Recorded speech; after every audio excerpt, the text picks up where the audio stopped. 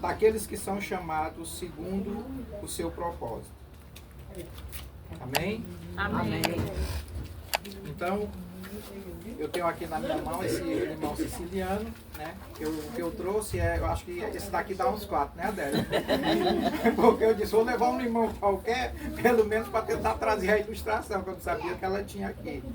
Então, assim, segundo, né, o que diz a história, esse limão é o mais antigo do mundo. Como a Adélia até leu aqui no início, né? Ela até já adiantou alguma coisa. É o mais antigo do mundo. Mas assim, a gente queria trazer uma ilustração para a nossa vida espiritual. Como a gente vê, né, o fruto, né, a maioria deles é composto da casca, né, que é essa parte de fora, e o seu interior, né, onde está a semente. No caso do limão siciliano, tem lá os humos, tem lá o sumo, né, tem o seu perfume. Ele não tem um perfume tão apurado, né, que a gente pode perceber. Mas o que é que a gente pode aprender através desse fruto? É que na nossa vida, Deus ele trabalha de que maneira? O fruto aqui ele tem essa casca, né, que é a sua proteção. É uma casca grossa, uma casca bem robusta, a casca do limão siciliano. E a nossa vida também, Deus ele forja o nosso caráter para que a gente se proteja de muita coisa. A casca do limão, por exemplo, ela impede o quê? De algumas impurezas, ela impede de alguns, né, bichos virem, né, adentrar o fruto, né, e destruir.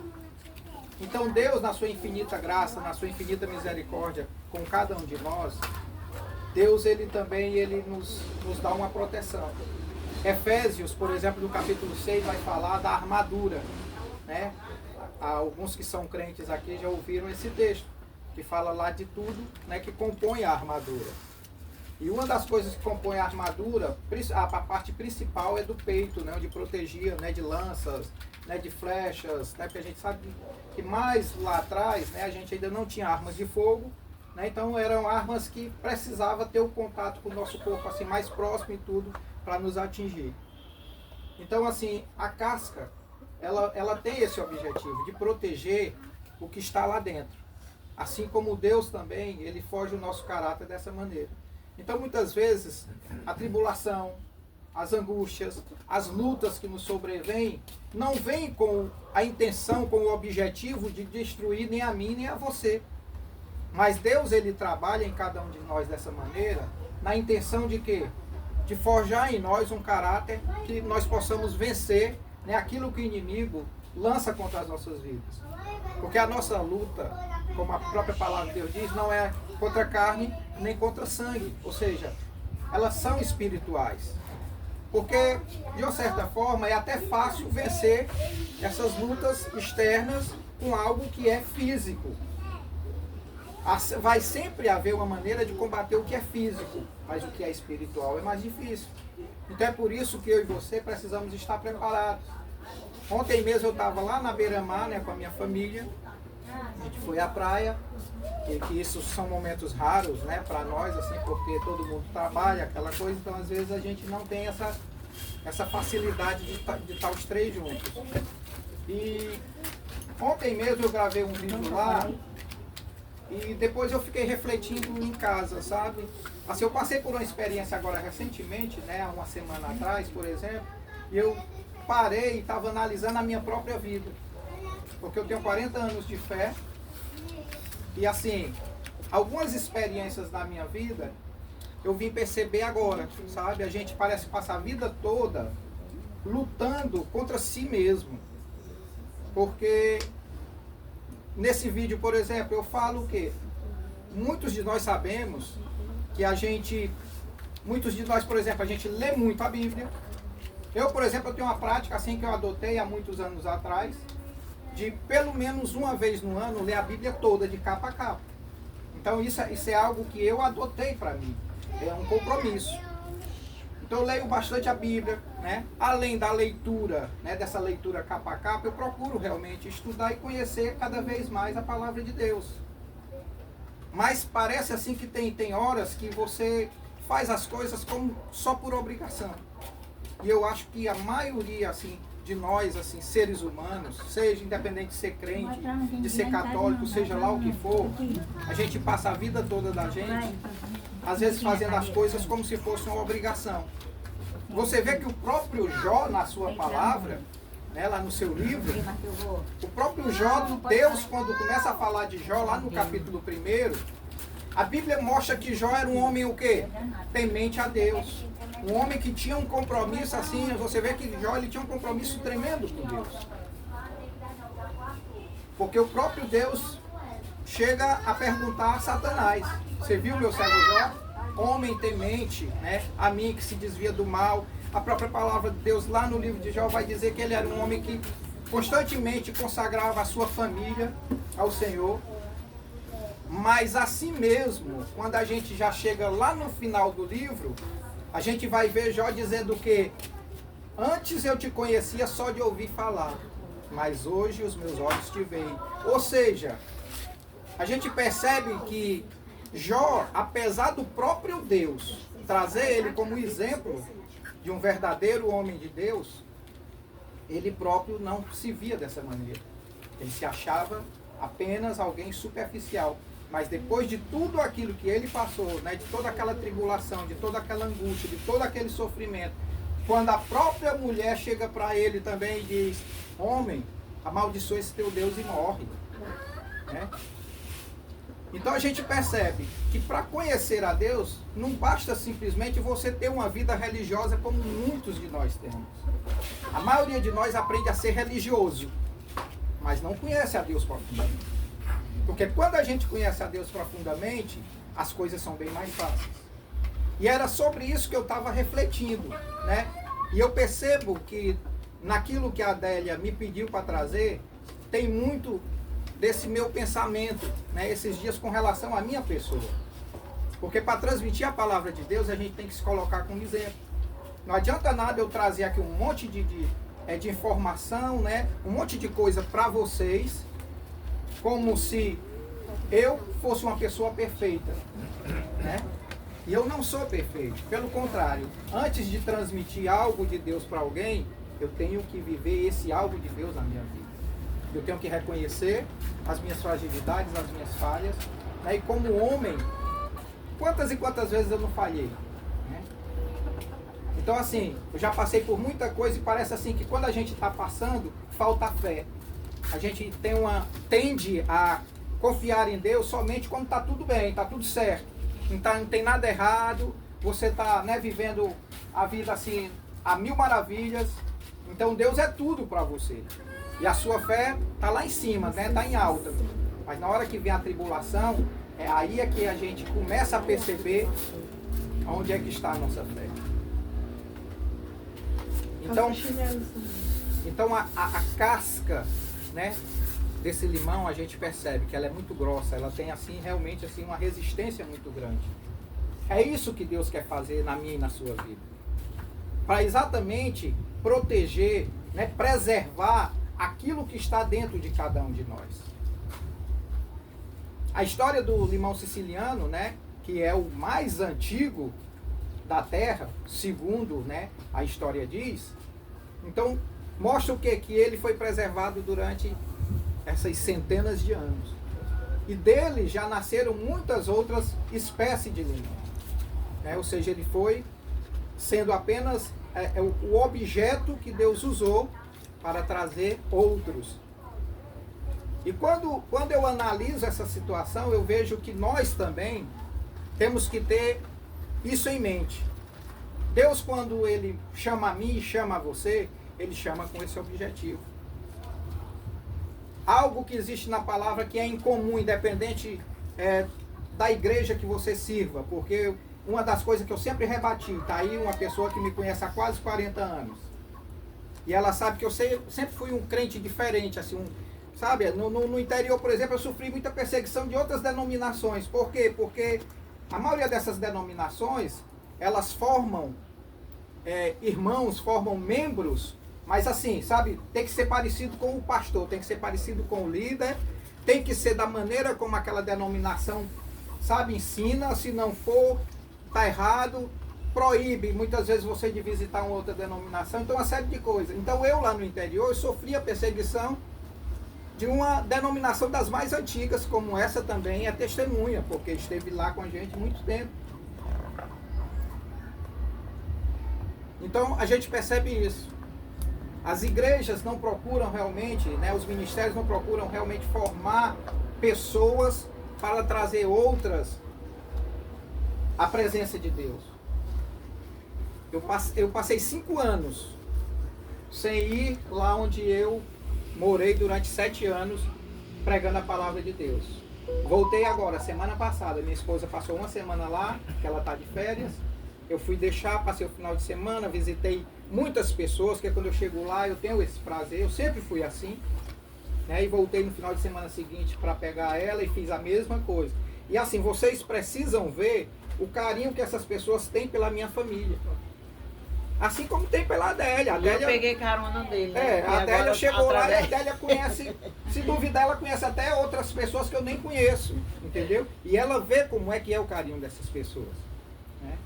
Então, um dos objetivos principais da palavra é o ide do Senhor.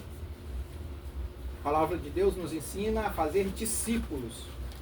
Esse é o objetivo do Evangelho. Principal e único, se duvidar, é fazer discípulos. Mas, infelizmente, as igrejas criaram uma série de modelos, uma série de coisas. Criam inúmeros ministérios, criam eventos de toda a natureza, mas o principal eles deixam de fazer. Então, as circunstâncias da vida, muitas vezes, ela tenta nos destruir. E, às vezes, você acaba se abatendo. Exatamente por quê? Porque você não foi forjado da maneira correta. O objetivo do Evangelho é lhe fazer um discípulo autêntico, parecido com o seu mestre. Jesus, em momento algum, ele rejeitou ninguém. E eu vi muito isso e vejo muito isso ainda hoje, nos dias de hoje, em pleno século XXI. O velho julgamento, sabe? Até hoje, algumas denominações lá têm essa dificuldade. Por quê? Porque as pessoas querem visitar a igreja, querem se achegar, mas não chega com aquela característica que eles adotaram dentro das suas igrejas, e aí acabam que essas pessoas não querem frequentar. Quantas histórias dessas eu não ouvi no interior? E eu não fazia isso, por quê? Porque uma das maneiras que Jesus usava para atrair essas pessoas era exatamente aceitá-las como elas são. Porque o Evangelho também diz, vinde a mim como estás. Porque quem transforma é Ele. Então você tem que aceitar elas do jeito que elas são e tentar, na medida que você vai tendo oportunidade, e elas vão no interior, é um campo difícil de pregar o Evangelho. Até mais difícil do que na cidade. Por quê? Porque na cidade a maioria das pessoas são pessoas mais cultas, né? São pessoas que estudaram, são pessoas que têm mais conhecimento. Então a maneira que você transmite fica até mais fácil. Agora você imagine, você está num ambiente onde a maioria das pessoas não lê nem escreve. Então para você transmitir algo para elas, elas precisam confiar em você. Porque se elas não confiarem em você, elas não vão acreditar no que você está dizendo. E aí você não tem como provar dentro da palavra de Deus. Sim. E a casca, essa casca aqui, essa proteção que Deus coloca na gente, é para preservar a nossa essência, aquilo que você tem de mais precioso, que está aqui dentro do fruto. A gente precisa exalar o bom perfume de Cristo. E quando você tira essa casca e você começa a espremer, aí é que você vai sentir exalar, né, o perfume dessa fruta. Então, na simbologia da fruta, é dessa forma que nós somos forjados. Sabe, quando nós somos espremidos. O significado da palavra Getsemane está relacionado a isso. Um lugar onde, sabe, se prensava a azeitona, né? Porque a azeitona, para você tirar o que é mais puro, ela tem que ser prensada. E aproveitado tudo da azeitona. Então Jesus, quando estava ali no Getsemane, né, a palavra de Deus, como nos diz, ele chegou ao ponto de suar gotas de sangue, algo que ser humano nenhum tem a capacidade. Porque se chegasse ao ponto que Jesus chegou, um ser humano qualquer morreria.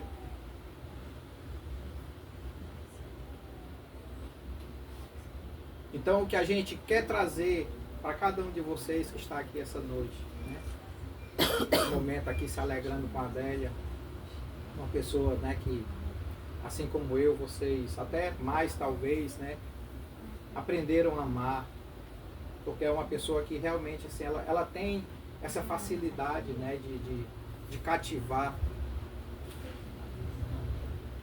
Mas o que Deus quer trazer para nós nessa noite é que a gente precisa aprender com as lutas que nos sobrevêm. Todos nós passamos por momentos difíceis, todos nós. Todos nós temos os nossos embates, né? Todos nós temos aquelas noites em que muitas vezes, eu, por exemplo, quantas e quantas vezes eu não já fui deitar chorando, né? Com as minhas angústias, com as minhas ansiedades, com as minhas preocupações, né? Com os meus medos, isso é natural do ser humano. Medo é algo que é fundamental na vida do ser humano. O medo, ele não veio também para, sabe, para lhe causar nenhum dano. O medo não é ruim. Nós sentimos medo porque é uma característica que Deus colocou em nós, que serve até também para nos guardar de determinadas situações. Eu gosto muito do texto lá de 2 Crônicas, segundo é primeiro, capítulo 20, quando a palavra de Deus diz que vieram 3 exércitos contra o rei Josafá. A primeira coisa que aquele texto vai dizer é que o rei teve medo. Mas quando ele sentiu medo, ele foi chorar no canto da parede, ele foi se esconder, ele ficou acuado, ele ficou abatido. Não.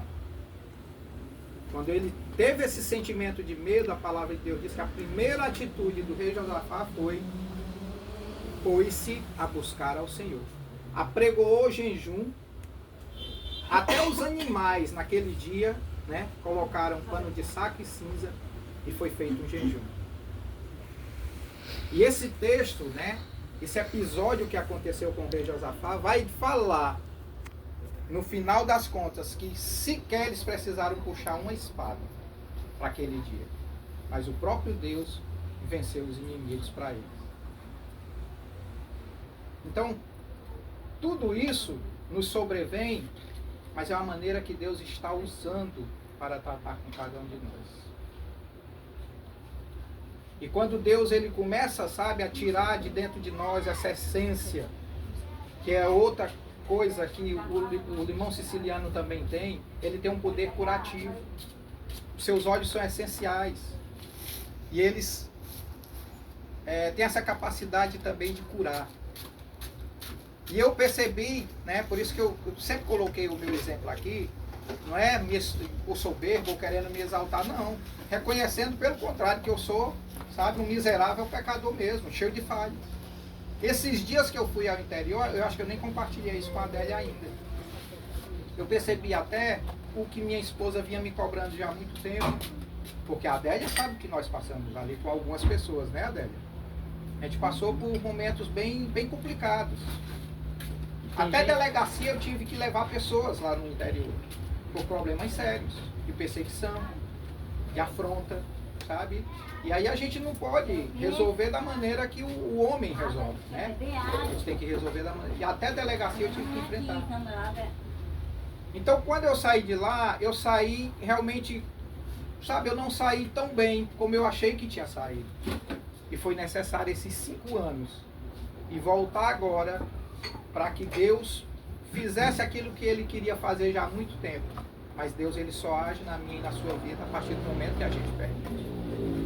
E eu precisava voltar lá para que Deus concluísse a cura que Ele já estava trabalhando. Tanto é que aconteceram coisas durante a semana, o final de semana que eu estive lá, aconteceram coisas que eu compartilhava com a minha esposa, né, que a gente ficava trocando mensagem enquanto ela ficou lá e eu voltei para Fortaleza. E a gente, tanto eu como ela, tivemos essa percepção que foi necessário esse momento com aquela comunidade, mais uma vez, para que Deus manifestasse o seu poder e muitas coisas que estavam travadas na minha vida, elas fossem totalmente transformadas. Eu não tinha compartilhado contigo, né, isso? Não. Muita coisa aconteceu durante essa uma semana que a Jane estava no interior e eu fui lá 2 vezes. Deus destravou muita coisa na minha vida. Muitas coisas boas aconteceram. Depois a gente entra em detalhe com você. Entendeu, pessoal? Então, assim, eu não sei se era essa as características, né, que a Adélia queria que eu trouxesse, mas como eu pensei, eu disse, bom, a Adélia me fez um pedido, mas logicamente Deus é quem vai direcionar, né? Eu não posso fazer exatamente o que ela me pediu, eu tenho que fazer exatamente o que Deus quer que faça, né? Então, para você que já é um servo do Senhor, você que já caminha com Ele, aos demais que diz, pastor, eu não sou crente, mas, né, eu tenho minha vida com Deus, né, eu sou uma pessoa que ora, eu sou uma pessoa que leio a Bíblia e tudo, mas é como eu disse para vocês, pessoal, não basta simplesmente a gente ter um compromisso razoável ou passageiro. Jó vivia extremamente para o Senhor, mas assim mesmo ele reconhecia que a vida dele com Deus não era ainda aquilo que deveria ser. Então a gente aprende todo dia. Eu estou com quase 58 anos. Depois de 40 anos eu vim perceber que algumas coisas na minha vida não estavam. Eu não tinha, sabe, o conhecimento que eu deveria ter. É por isso que a conversão, ela não é uma coisa automática, como muita gente pensa. Ah, fulano de tal mudou da água para o vinho. Fulano de tal agora se converteu e está totalmente transformado. Ninguém está totalmente transformado. Conversão não é uma coisa que acontece da noite para o dia. Conversão é um processo. E é um processo lento. Eu tenho 40 anos de fé, mas eu continuo no processo de conversão. Até atingir a estatura de varão perfeito, Deus ainda vai trabalhar muita coisa na minha vida. Eu costumo dizer que quando a gente atinge essa estatura de varão perfeito, sabe o que é que acontece? Deus tira o fôlego de vida. Porque aí, se a gente permanecer aqui, a gente sabe que a gente vai estar sujeito ainda a falhar. Então, quando a gente atinge, né, essa estatura, eu creio que Deus diz assim, você agora está pronto. Está na hora de ir para a sua casa. E aí, nos leva daqui. Então, o desejo do meu coração é que vocês busquem conhecer a Deus profundamente, sabe? Tenham esse compromisso com Deus, com a sua palavra, mas aquele compromisso sincero, sabe? Se aprofunde em conhecer cada vez mais ao Senhor. Porque, principalmente nos nossos dias, todos nós sabemos e temos percebido que o mundo, ele realmente não tem o que nos dá de bom, não tem. E é por isso que a gente tem que estar preparado. Porque se você não estiver preparado, você vai sucumbir. E vai sucumbir sem Ele, como muitos estão sucumbindo e perdendo a salvação. Então, que Deus abençoe a vida de vocês. Eu agradeço a oportunidade. Que Deus abençoe a Adélia por mais um ano de vida. Amém? Amém.